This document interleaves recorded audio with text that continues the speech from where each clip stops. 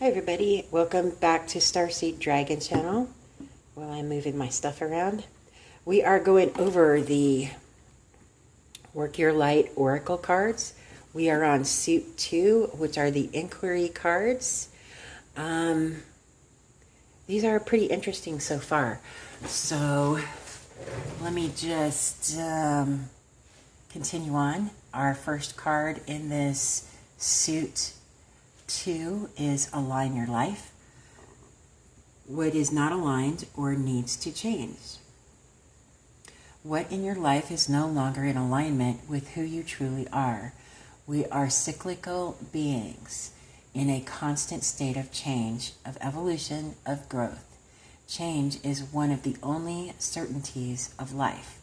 When you resist your cyclical nature, you resist life and feel stuck. Many of us have learned to be who the world wants us to be, but there comes a time when it is harder to hold onto the facade than it is to embrace who we truly are, to surrender to how we have changed and align life to the way of being. If you pulled this card, you are being called to let go of who you once were or the things that you once defined yourself by, the job, the relationship, and the mask you wore, and to embrace who you truly are now. To courageously step into the person that you came here to be in full authenticity, to embrace your weirdness and your uniqueness. Perhaps you have outgrown some relationships or circumstances, and it is time to reassess and bring all the parts of your life into alignment so that they are congruent with who you truly are today. Work your light inquiry. What in your life is not aligned or needs to change? That is a beautiful card. Next card in this suit. Answer the call. What is your soul calling you to do? Your guidance is divinely guided. Okay? You are being called to answer the call of your soul. It might be scary. It might not make sense. But if you trust your soul's yearnings, you will live a life beyond what your mind could possibly imagine. Answering your soul's calling is not a one-time thing, rather a lifelong dance. Deep down, you already know what you long for, what your soul yearns for, what you are called to do, that is your calling. Don't overthink it. Don't wait for permission. Just say yes. Most people are waiting for a step-by-step plan before they take the step. But intuition doesn't work like that. It takes faith and courage to answer the calls of your soul. And that's why most people don't do it. But you are not most people. You are in exactly the right place to answer your calling now. You don't need to know the whole plan. You don't even need to know where it is leading. You just need to take the next step. No one has ever had the complete, perfect plan. There is no end destination. There is no right or wrong way to do it, and you do not need permission from anyone else. Sometimes the more resistance we have around answering a soul calling, the more important it is to our soul's growth. What is your soul's calling? What is your soul calling you to do? Beautiful. Next card. Boundaries. Where do you need to establish better boundaries? You are being called to create clearer boundaries in your life. This could be with your friends, family, or work. Saying yes when you really mean no leads to resentment, which is the biggest energy drain ever. At first, it might only be a little bit and not feel like a big deal, but before you know it, your energy field becomes porous and you are left feeling depleted, resentful, or taken advantage of. Saying no and having clear boundaries is actually a spiritual act. The most giving, loving, compassionate people are those with the clearest boundaries, for when they say yes, they are able to give unconditionally. When your boundaries are clear, others know where they stand, and you are able to give freely. If you are not clear where your boundaries lie, this causes confusion, resentment, and energetic cords to be planted. If you are saying yes when you really mean no, you are likely needing something yourself. Ask yourself, what part of me needs something from them? It could be a need for approval, a fear of being seen a certain way, or a fear of loss. The best way to gauge your boundaries is to check in with your belly. Your belly is the second brain. It has an intelligence known as your gut feelings. Tune into this space when deciding what is okay for you. How does it feel? What is it trying to communicate with you? Where in your life do you need to establish better boundaries? Next card. The Crumbling. What are you clinging onto? There is a shift happening right now where anything inauthentic can no longer survive. Relationships, jobs, social structures, anything built on shaky ground is destined to tumble down. It's happening to bring you back home to where you truly are, both individually and to society as a whole, so you can live a life that is in alignment with who you truly are. When you're in the thick of it, it can feel like a personal attack from the universe. Have faith, because the difficult times will be your defining moments. You will be reborn in the fire.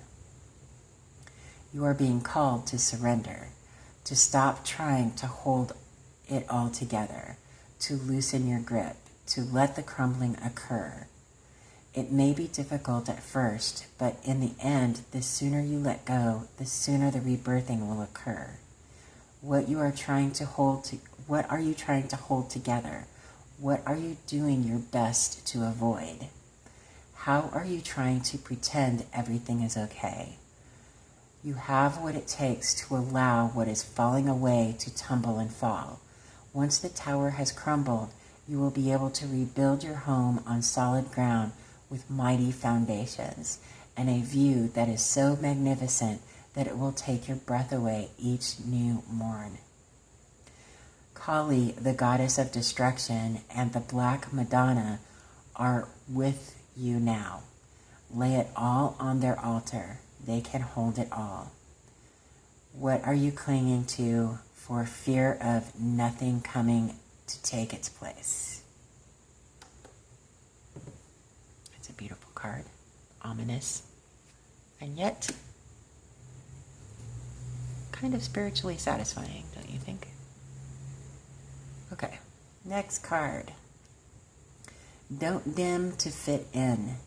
How are you dimming your light in order to fit in?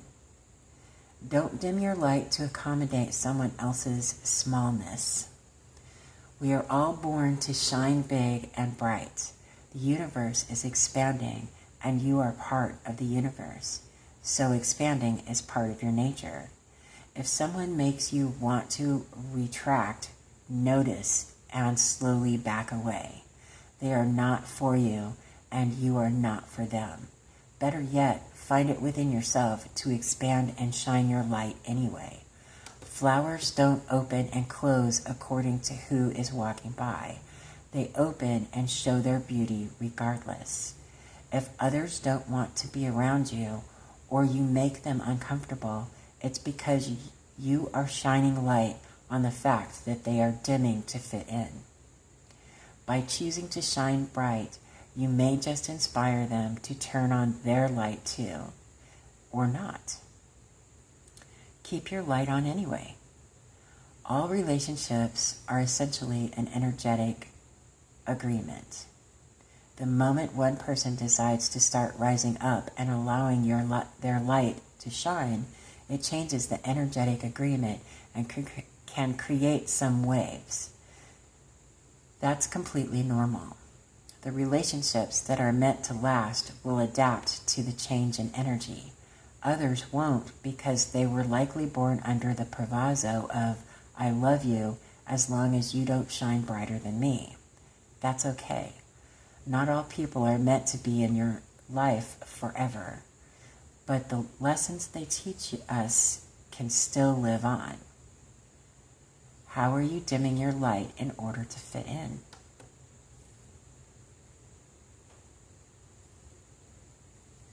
Next card. Mirror. Who or what is triggering you? The filter of your own experience is how we experience life 90% of the time. Through our own projections, when someone reminds us of an unhealed experience, we get triggered. Often, it's an unconscious thing. People and situations can trigger our mirrors to reflect back to us what we believe to be true about life, the universe, and others, and ourselves. Mirrors pointing to our shadow and our light. Mirrors revealing the parts of us that are yet to be accepted, witnessed, or loved. This card is guiding you to look closely at what experiences or people are currently triggering in you and what they could be mirroring back to you. When have you felt this before? Could they be opportunities to heal something in you? Or are they shining a light on something that longs to be witnessed in you? This goes for the good and the bad. The good, those who we admire and put on a pedestal. If we do not realize that we are attracted to them because we are like them, we will need to cut them down in order to rise to their level. The bad, those we despise, are envious of, and put down. If we do not realize that they trigger something in us, then it is still yet to be healed, and we will remain hurt and wounded ourselves. Work your light inquiry. Who or what is triggering you? What is it in you that they are triggering you? What part of you longs to be witnessed?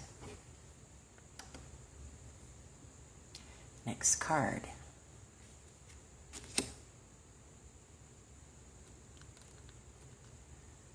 Priestess. How are you being called to step up and lead? The priestess is a teacher dedicated to service, freedom, and leadership. You don't need to have it all together to lead. In fact, it helps if you don't. No one wants a perfect angel who hasn't made any mistakes. Let your life be your message. Don't underestimate the power of sharing your story. It's by hearing someone else's journey that we feel less alone. We realize that we're actually all in this thing called life together.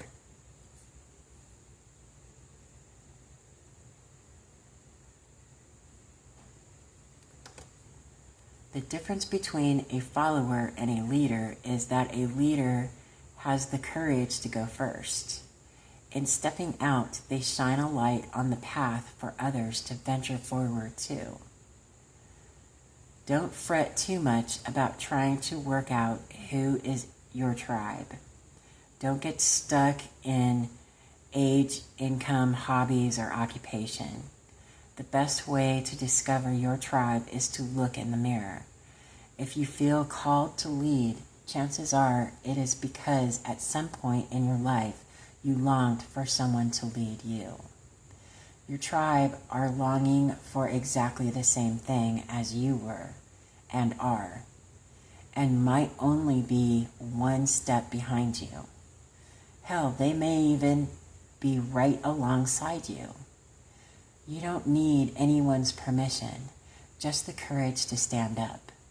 Embrace your struggles, the peaks, the troughs. You don't need to know the way. Just believe that there might be a different one. Your tribe is waiting for you. Step forward so they can find you. Work your light inquiry. How are you being called to step up and lead? How can you be the leader you wish you had?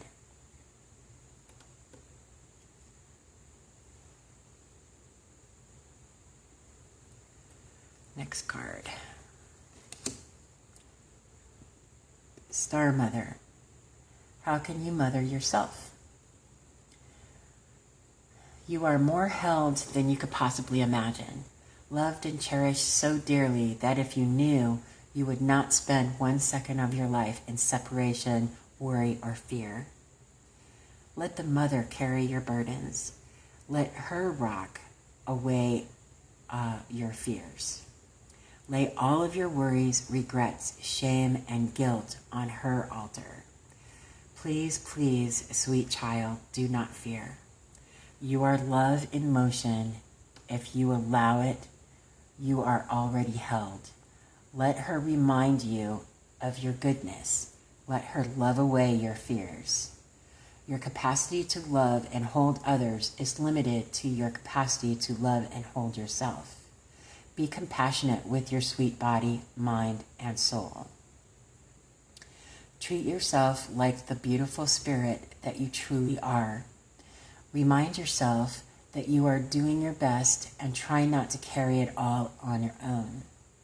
You have got this, and the mother as has got you. Let her broad arms take away your burdens. Let her lift the weight of the world off your shoulders. Forgive yourself, my dear sweet child of the earth. Work your light inquiry. How can you mother yourself? It's a beautiful message. Next card. Starseed. What lights you up? Starseeds are souls with a double mission: to raise their own consciousness and the consciousness of the planet. They are old souls who have incarnated elsewhere beyond this planet. Many starseeds arrive with a feeling that time is running out and that there is something that they came here to do or create or contribute. If you pulled this card, it is to confirm that you are a starseed and you are being encouraged to answer the call, to follow what lights you up. Once awake, most starseed souls find it hard to have meaningless conversations, jobs, and relationships. They innately know that there is much more to life and feel that there is something more and get to work. They remain restless until they step into their calling, which is to light up the world with their unique presence. Starseeds are scattered all over the planet, in hospitals and schools, in slums and mansions, on stages and in edit suites, in parks and nightclubs, in taxis and theme parks. Many starseeds spend parts of their lives trying to fit in or in some form of spiritual closet. If you are dimming your light to fit in, it is time that you stop and start embracing the unique light that you came here to share, and treat your time on earth like a glorious vacation. What lights you up? That's beautiful. Love it. Next card. Trust the niggle? Niggle? What is niggling? Niggling? Feeling, trying to tell you. Niggling? Niggling? I don't know. That niggling feeling. That annoying, niggling feeling. The inconvenient, annoying, niggling feeling. Try as you might, it's there. And it ain't going anywhere. Most people spend years ignoring their niggling feelings, throwing their best dollops of stubbornness and ego and post-rationalization to numb them out. It's exhausting. And until you face the niggle, life just throws you more bait to awaken it, to draw your attention to the light within you that is bursting to come out. The niggle is an arrow pointing to what is standing in your way, the relationship, the conversation, the decision, the shift that needs to be made, the stone in your shoe. Often we feel the niggling feeling in our body first. Many people think that intuition is something from the higher realms, but in fact, it is the body that is the intuitive one, working through our senses to deliver vibration information. It takes just a moment every day to scan your body to receive the intuitive intelligence and act on it quickly. You are being called to face the niggle now. If you don't face it, the universe will throw something much bigger and more obvious in your path. And then you will likely regret that you didn't enter the niggle in the first place. I know it's scary, but you are safe. Answer the niggle now. What is your niggling feeling trying to tell you? It's kind of a weird, funny card. Okay, next card. Trust your path. If you knew you would be supported, what would you do? The universe is conspiring. Keep facing your true north. Your job is to pave the path, Your job is not to pave the path, but to simply keep facing your true north and take one step after another. If you do this, you can't go wrong. The universe is conspiring. Don't waver or doubt. Use your heart as a compass and put one foot in front of the other. If you follow the invisible trail of what lights you up, you will light up the world without even trying. Most people don't follow the highest call of their soul because they are waiting to see the end destination before they take the first step. If you take one baby step each day, within a year, you will have taken 365 steps in your dedicated direction. If you want to write a book, write a page every day.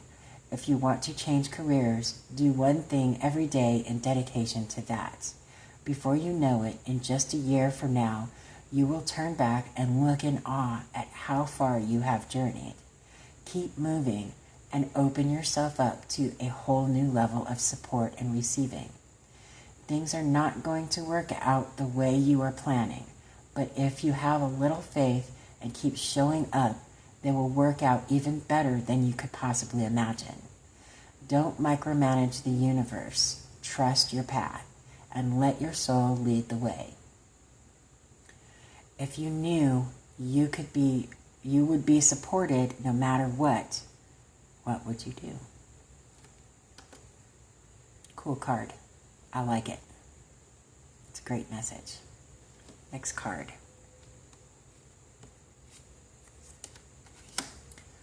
Warrior woman. Have you answered your deepest calling? You are here for a reason. You are being called to bravely pave a path. Have you answered your highest and deepest calling? Living a heart and soul-led life. is not a fluffy and smooth sailing. It's not all fluffy and smooth sailing. Living a heart and soul-led life requires courage to triumph over fear. So often our fears are the gatekeepers to our greatest gifts, and the more resistance we have towards answering a call, the more important it is to our soul's growth. Sometimes fear is an indication that we are facing the right way. Joan of Arc was known for her courage and her famous line, "I am not afraid, I was born to do this." But the thing about courage is that it is not possible without fear. So if you are feeling afraid, what is needed is courage. And courage comes from living from the heart. Think of your fears as opportunities to expand rather than things that are holding you hostage. If you look at your fears in this light, then as uncomfortable as it might feel, it's actually a sign that you are on the right track. Have you answered your deepest calling? And that is the end of this suit. We will continue our next video with suit 3, the action cards. If you are enjoying this and would like to purchase a deck for yourself, I have an affiliate link in the description box below. Please like and subscribe to our channel so you can get updates on our upcoming videos. Also, if you have any comments, if you'd like for me to review any decks that I haven't reviewed yet, please put it in the comment section and I'll see what I can do about locating those decks to review them. Other than that, have a wonderful day and I'll see you in the next video.